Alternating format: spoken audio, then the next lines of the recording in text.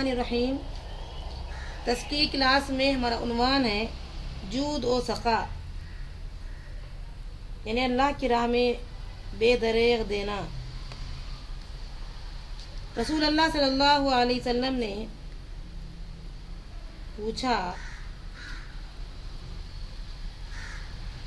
ان لوگوں سے جو سردار تھے کہ آپ لوگوں کا سردار کون ہے؟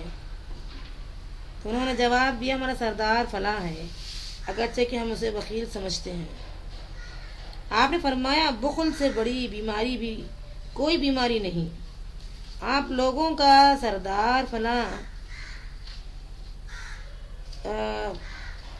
اس شخص کو کیوں نہیں بناتے جو سفید بالوں والا آدمی ہے؟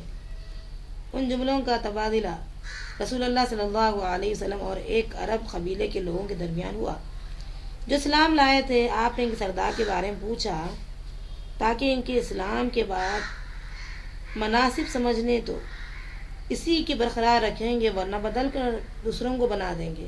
یعنی اس میں ایک اہم بات یہ بتائی جا رہی ہے کہ گنگر یارے سفید بالوں والا آدمی مطلب شعور والا ہوتا ہے، ایک معمر شخص ہوتا ہے جس کو سردار بنایا جا سکتا ہے۔ تو اس کے اندر اگر بخل ہے تو پھر وہ بخیل سے کیا ملے؟ سردار کے اندر اگر بخل نہ ہو تو اس سے آگے بہت سی زندگی بہتر ہے۔ پھر نبی صلی اللہ علیہ وسلم نے بخل کی بیماری کو اس طریقے سے بتایا ہے، بخل سے بڑی بیماری اور کوئی دنیا میں نہیں ہے۔ کنجوسی نہایت بری عادت ہے، لوگ اسے بہت ناپسند کرتے ہیں اور وہ ان پر بے حد گراں گزرتی ہے۔ بیچارے کنجوس لوگ نہ اپنے گھر میں دعوت کا اہتمام کر سکتے، نہ تحفے دے سکتے، نہ اپنی تراش خراش پر توجہ دے سکتے ہیں، پیسے بچانے کی خاطر کوئی اچھی خوشبو تک بھی استعمال نہیں کر سکتے۔ اس کے مقابلے میں ایک سخی جو آدمی ہوتا ہے، بے دریغ جو دیتا ہے، وہ اپنے ساتھیوں اور ہم نشینوں پر اس طریقے سے مال خرچ کرتا ہے اور اپنے دوست احباب میں مال خرچ کرتا ہے، بھائی بند مجلس بناتا ہے، اور اس گھر میں کسی کو کوئی ضرورت ہو تو اسی کے دروازے پر آتا ہے۔ وہ سخی قدر اپنی سخاوت کے ذریعے سے لوگوں کے دلوں کو گرویدہ بنا لیتا ہے۔ تو اسلام میں سخاوت کی جو خصلت ہے اس کو بہت پسند کیا گیا، اس کے مقابلے میں بخل اور کنجوسی کو انتہائی ناپسند قرار دیا گیا۔ مسلمان کا اکرام کرتے وقت ضروری ہے کہ آپ کی نیت درست ہو۔ مسلمانوں سے محبت کے برتاؤ سے آپ کا مقصود یہی ہونا چاہیے کہ اس سے اللہ کا قرب حاصل کیا جائے۔ نیت میں شہرت یا تعریف کے حصول کا شائبہ بھی نہیں ہونا چاہیے۔ رسول اکرم صلی اللہ علیہ وسلم نے فرمایا 3 لوگ ایسے رہیں گے جن سے سب سے پہلے آگ بھڑکائی جائے گی، اور ان میں ایک آدمی وہ بھی ہوگا جو بہت خرچ تو کرے گا تاکہ اسے لوگ سخی کہیں۔ اب چونکہ یہ اسے اس دنیا میں سخی کہنے کا یا تعریف اس قسم کی مل چکی ہے، لہذا آخرت میں سے کوئی مقام نہیں۔ سفیان رحمۃ اللہ علیہ کا بیان ہے کہ میں مدینے میں داخل ہوا، میں نے ایک آدمی کو دیکھا جس کے اطراف لوگ جمع تھے۔ میں نے پوچھا یہ کون ہے؟ ابو ہریرہ رضی اللہ عنہ۔ لوگوں نے بتایا۔ میں قریب جا کر ان کے سامنے بیٹھ گیا۔ وہ لوگوں سے احادیث بیان کر رہے تھے۔ جب وہ خاموش ہوئے اور لوگ چلے گئے تو میں بولا میں آپ کو اللہ کی قسم دیتا ہوں کہ آپ مجھ سے وہ حدیث بیان کریں جو آپ نے رسول اکرم صلی اللہ علیہ وسلم سے سنی اور خوب سمجھی۔ ابو ہریرہ نے جواب دیا میں ایسا ہی کروں گا، میں آپ سے ضرور وہ حدیث بیان کروں گا جو رسول اللہ صلی اللہ علیہ وسلم نے مجھ سے بیان کی۔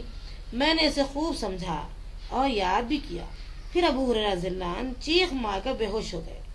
تھوڑی دیر بعد ہوش میں آئے اور کہا میں آپ سے ضرور وہ حدیث بیان کروں گا جو رسول اللہ صلی اللہ علیہ وسلم نے مجھ سے بیان کی تھی، اور میں رسول اللہ صلی اللہ علیہ وسلم جب گھر میں تھے یہاں میرے اور ان کے علاوہ کوئی نہیں تھا۔ یہ کہہ کر پھر ابو ہریرہ اتنی زور سے چیخ ماری اور بے ہوش ہو کر گر گئے۔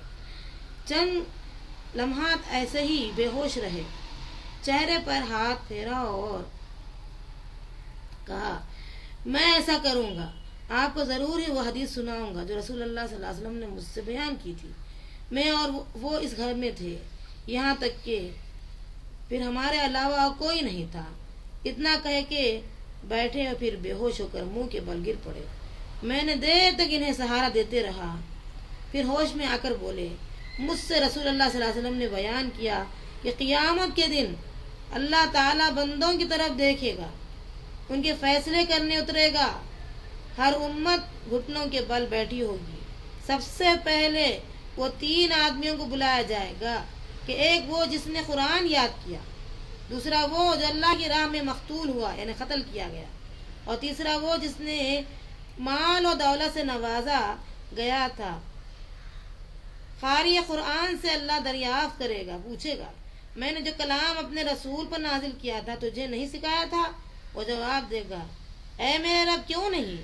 اللہ فرمائے گا، اچھا تو نے جو کچھ سیکھا اس پہ کتنا عمل کیا؟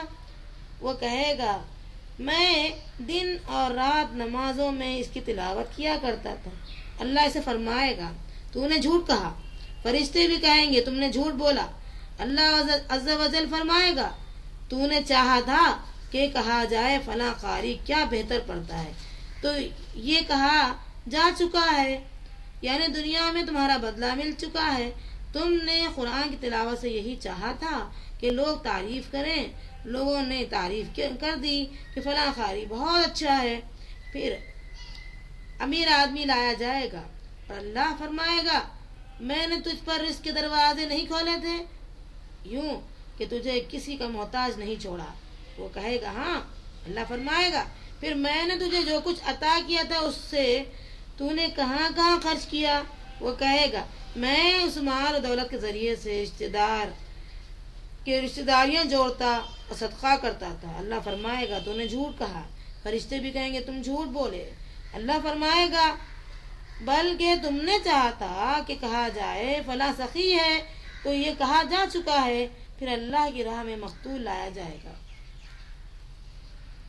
اس نے دریافت کیا جائے گا، تجھے کیوں قتل کیا گیا تھا؟ وہ کہے گا، آپ نے اپنے راستے میں جہاد کا حکم دیا تھا، میں نے جنگ کی، یہاں تک کہ قتل کر دیا گیا. اللہ کہے گا، تو نے جھوٹ بولا. فرشتے بھی اس سے مخاطب ہو کے کہیں گے، تم نے جھوٹ کہا. اللہ فرمائے گا، بلکہ تیرا ارادہ تھا کہ کہا جائے فلاں بہادر ہے، تو یہ کہا جا چکا ہے. ابو ہریرہ رضی اللہ عنہ نے کہا، پھر رسول اللہ صلی اللہ علیہ وسلم نے میرے گھٹنے پر ہاتھ مار کر کہا، ابو ہریرہ، روز قیامت اللہ کی مخلوق میں سب سے پہلے انہی تینوں کے ذریعے سے آگ بھڑکائی جائے گی. چنانچہ اگر آپ کی نیت درست ہے تو یقیناً بھلائی آپ کا مقدر بنے گی. سب سے پہلا اپنے گھر والوں، ماں باپ بیوی بچوں پر خرچ کیجیے. پھر قریبی رشتہ داروں سے نیکی کا سلوک کیجیے. اپنے آپ سے آغاز کیجیے، پھر ان افراد کی ضروریات پوری کیجیے جن کے آپ کفیل بنائے گئے ہیں. بلا شبہ جن افراد کے نان نفقے کی ذمہ داری آپ پر عائد ہوتی ہے انہیں نظر انداز کر دینا بڑا گناہ ہے. اس کے ساتھ ساتھ انفاق یعنی راہ حق میں خرچ کرنا اور اسراف یعنی فضول خرچی میں فرق کرنا بھی ضروری ہے. قدیم محلے کی پرانی گلی سے ایک آدمی کا گزر ہوا. اب جب وہ گزرا اس کی نظر ایک لڑکی پر پڑی جو بوسیدہ کپڑے پہنے قسم پرسی کے عالم میں کھنڈر نما گھر کی دہلیز پر بیٹھی تھی. اس نے پوچھا، تم کون ہو؟ لڑکی نے جواب دیا، میں حاتم طائی کی بیٹی ہوں. اس نے کہا، مجھے حیرت ہو رہی ہے، اتنے بڑے سخی کی بیٹی اور اس حال میں. لڑکی کہنے لگی، میرے والد کی سخاوت ہی نے ہمیں اس حال تک پہنچا دیا ہے. اللہ فرماتا ہے، اپنا ہاتھ اپنی گردن سے باندھ کر نہ رکھ، یعنی انفاق فی سبیل اللہ سے کنارہ کشی نہ کر اور نہ اسے بالکل ہی کھول دے، یعنی اسراف بھی نہ کر کہ ملامت و حسرت زدہ ہو کر بیٹھ جائے.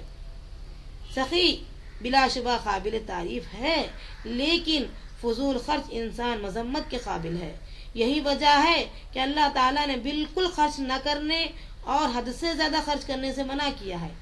اس نے ہمیں اعتدال کی راہ اختیار کرنے کا حکم دیا، یعنی درمیانی چال چلیں. رسول اللہ صلی اللہ علیہ وسلم سب سے زیادہ کشادہ دل اور سخی انسان تھے. آپ حریص، لالچی اور مفاد پرست نہ تھے کہ اپنے بارے میں سوچے اور کسی کی پرواہ نہ کرے. ابو ہریرہ رضی اللہ عنہ کہنا ہے، اللہ کی قسم جس کے سوا کوئی معبود نہیں، میں بھوک سے نڈھال ہو کر زمین سے جا لگتا تھا اور بھوک کے مارے پیٹ پر پتھر باندھ کر رکھتا تھا. ایک دن میں مسجد کے قریب لوگوں کے راستے میں بیٹھ گیا. ابو بکر گزرے. میں نے ان سے کتاب اللہ کی ایک آیت کی تفسیر پوچھنے کی کوشش کی. میں نے ان سے صرف اسی لیے پوچھا کہ وہ مجھے اپنے ساتھ لے چلیں، لیکن وہ آیت کی تفسیر بتا کر چل دیے. پھر عمر ادھر سے گزرے. میں نے ان سے بھی کتاب اللہ کی ایک اور آیت تفسیر پوچھی. میں نے ان سے یہ سوچ کر سوال کیا تھا کہ وہ مجھے اپنے ساتھ لے چلیں گے، لیکن وہ بھی آیت تفسیر بتا کر چلے گئے. ان دونوں صحابہ کرام عام طور پر فاقہ کیا کرتے تھے. کبھی کبھار کوئی مہمان آ جاتا تو سکھانے کو بھی کچھ نہ ہوتا. پھر ابو القاسم یعنی محمد رسول اللہ صلی اللہ علیہ وسلم میرے قریب سے گزرے اور مجھے دیکھ کر مسکرا دیے. وہ میرا چہرہ دیکھ کر دل کی بات بھانپ لیے. چلتے چلتے فرمایا، ابو. میں نے کہا، لبیک یا رسول اللہ، آ جاؤ. میں آپ کے پیچھے پیچھے ہو گیا. آپ گھر میں داخل ہوئے. میں نے اجازت طلب کی. آپ نے اجازت دے دی اور میں بھی اندر چلا گیا. ایک پیالے میں آپ کو تھوڑا سا دودھ نظر آیا. دریافت کیا، یہ دودھ کہاں سے آیا؟ گھر والوں نے کہا، فلاں آدمی فلاں خاتون، ہو سکتا ہے کسی نے تحفہ بھیجا ہے. فرمایا، ابو. میں نے کہا، لبیک یا رسول اللہ. اہل صفہ کے پاس جانا اور انہیں پلا لانا. اہل صفہ اسلام کے مہمان ہیں. یہ لوگ اپنا گھر بار چھوڑ کر اسلام میں داخل ہوئے تھے اور مسجد نبوی میں رہائش پذیر رہے. ان کا کوئی گھر نہیں، نہ اسباب ہے. رسول اللہ صلی اللہ علیہ وسلم ان پر خاص شفقت کیا کرتے تھے. آپ کے پاس صدقہ آتا تو ان کے پاس بھیج دیتے اور اس میں سے کچھ نہ لیتے. تحفہ آتا تو انہیں بھی اس میں شریک کرتے. مجھے فکر پڑ گئی. میں نے سوچا، اتنا سا دودھ اہل صفہ کے کس کام آئے گا؟ میں یہ دودھ پی لیتا اور جسم میں کچھ طاقت آ جاتی. اہل صفہ آئیں گے تو رسول اللہ صلی اللہ علیہ وسلم مجھے کو حکم دیں گے اور میں ہی انہیں دودھ پیش کروں گا. پھر میرے لیے کیا بچا رہے گا؟ لیکن اللہ اس کے رسول کی اطاعت گزاری کے بغیر بھی چارہ نہیں تھا. بہرحال میں گیا اور انہیں پلا دیا اور آیا. آپ نے اجازت دی اور گھر میں آ کر بیٹھ گئے. رسول اللہ صلی اللہ علیہ وسلم نے مجھے مخاطب کیا، ابو. میں نے کہا، لبیک رسول اللہ. پیالہ اٹھاؤ اور اہل صفہ کو دو. میں باری باری سب کو پلانے لگا. سب سیر ہو گئے. پیالہ رسول اللہ صلی اللہ علیہ وسلم کے پاس پہنچا. آپ نے پیالہ ہاتھوں میں اٹھایا، میری طرف دیکھ کر مسکرائے. فرمایا، ابو. لبیک یا رسول اللہ. میں نے کہا، اب میں اور تم رہ گئے ہو. بالکل صحیح. فرمایا، یا رسول اللہ صلی اللہ علیہ وسلم، لو بیٹھو اور پیو. آپ نے پیالہ میرے حوالے کرتے ہوئے فرمایا. میں نے بیٹھ کر پیا. فرمایا، اور پیو. میں نے اور پیا. آپ صلی اللہ علیہ وسلم کہتے رہے، اور پیو، یہاں تک کہ میں نے کہا، نہیں، قسم اس کی جس نے آپ کو حق کے ساتھ بھیجا ہے، اب اس کے لیے کوئی راستہ نظر نہیں آتا. فرمایا، اچھا مجھے دکھاؤ. میں نے پیالہ دیا. آپ نے اللہ کا شکر ادا کیا اور اس کا نام لے کر پیالے میں بچا دودھ پی لیا. جود و سخا کے بھی چند ایسے اسرار و رموز ہیں، یعنی ایسی بھیٹ کی یا ایسی راز کی چیزیں ہیں. ہوتا یوں ہے کہ کبھی آپ براہ راست کسی پر احسان نہیں کرتے، بلکہ اس شخص سے اچھائی کا سلوک کرتے ہیں جس سے وہ محبت کرتا ہے. ایک دن ایک میرا اپنا ساتھی مجھے ملنے آیا. اس کے پاس ایک تھیلا تھا جس میں ٹافیاں اور کھلونے کی چیزیں تھیں. ان اشیاء پر میرے خیال سے اس کے چند ہی روپیے خرچ ہوئے ہوں گے. اس نے تھیلا میرے ہاتھ میں دے کر کہا، یہ بچوں کے لیے لایا تھا. بچے یہ چیزیں پا کر بہت خوش ہوئے اور انہیں خوش دیکھ کر میں بھی اتنا خوش ہوا، یقیناً خوش ہوا. معلوم یہ ہوا کہ جو آدمی کی جیسی نیت ہوتی ہے اللہ تعالیٰ اس کے ساتھ وہی معاملہ کرتا ہے. ظاہر ہونے والی چیزوں کے مقابلے میں غیبی طاقت بھی ہوتی ہے. جو اللہ رب العالمین کے لیے محبت کرتا ہے، اللہ رب العالمین اس کی نیت کے درست ہونے کی وجہ سے اور اس کے نیت میں سخاوت کا جو خصلت رہے اس کی وجہ سے اللہ رب العالمین اس کے اندر اضافہ فرما دیتا ہے. اور اس طریقے سے جو جیسا عمل رسول اللہ صلی اللہ علیہ وسلم کی سنت پر عمل کرنے کی نیت کرتا ہے، چاہے وہ بچوں کے ساتھ کرے چاہے وہ بڑوں کے ساتھ کرے، رب العالمین خوش ہوتا ہے اور وہ بھی خوش ہوتے ہیں جن کے ساتھ یہ معاملہ کیا جاتا ہے. اسلاف میں ایک عالم ایسے تھے جو بہت ہی نادر غریب تھے. ان کے شاگرد وقتاً فوقتاً انہیں تحفے دیتے رہتے تھے. یہ تحفے زیادہ تر کھجور یا آٹے کی شکل میں ہوتے تھے. تحفہ جب تک باقی رہتا شیخ تحفہ دینے والے کا اکرام یعنی عزت کرتے اور اس طرف متوجہ رہتے. تحفہ جیسا ہی ختم ہو جاتا وہ اپنے سابقہ رویے پہ واپس آ جاتے. ایک شاگرد نے سوچا کہ شیخ کی کوئی ایسی شے تحفے میں دینی چاہیے جو کم قیمت بھی ہو اور بہت دیر تک باقی رہے. اس نے نمک کا تھیلا شیخ کی خدمت میں پیش کر دیا. اگر آپ مجھ سے پوچھیں کہ 2 ایسی چیزیں بتاؤ جس سے دوست کو تحفے میں ملنے پر وہ بہت خوش ہو جائے اور بہت دن تک اسے کام آتے رہے، وہ کون سی ہو سکتی ہے؟ آپ کی نیت درست تو اللہ تعالیٰ اس کے اندر وہ نعمت بھی رکھ دیتے ہیں. سب سے عمدہ شے عطر یا دیوار کی گھڑی یا ایسی چیز جسے بار بار دیکھ کر کے دوست کی محبت یاد آتی رہے اور آپ کی جود و سخا، آپ کے تحفہ دینے، آپ کی محبت سے وہ ہو سکتا ہے کہ دین کی خدمت کرنے والا آپ سے بہتر بن جائے. میں نے سوچا کہ آپ ایسی چیزیں جن کو آپ تحفہ دینا چاہتے ہیں وہ یا تو ایسی بک یا عمدہ عطر یا دیوار کی گھڑی، ان دونوں میں سے کسی ایک چیز کو تحفے پر دے دیں. وجہ یہ ہے کہ وہ بہت دن باقی بھی رہتی ہے، تحفہ دینے والے کی یاد دلاتی رہتی ہے، اس کی قیمت بھی عمدہ اور مناسب بھی ہوتی ہے. مجھے یاد ہے کہ میں نے اپنے ایک شاگرد کو دیوار کی گھڑی تحفہ دی. وہ کالج سے فراغت پا گیا اور کئی سال گزر گئے.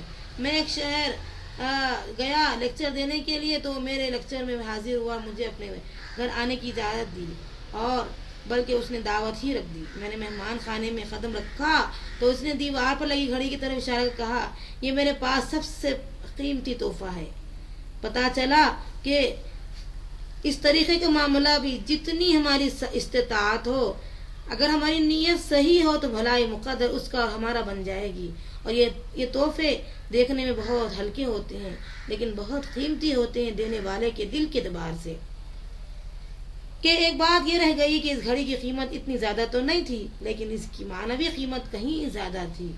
معلوم یہ ہوا کہ لوگوں کے دل جیتنے کے چند مواقع ہوتے ہیں جو بار بار نہیں آتے ہیں. اس طریقے سے اپنا مال ان پر خرچ کرنا یہ عین عبادت ہے.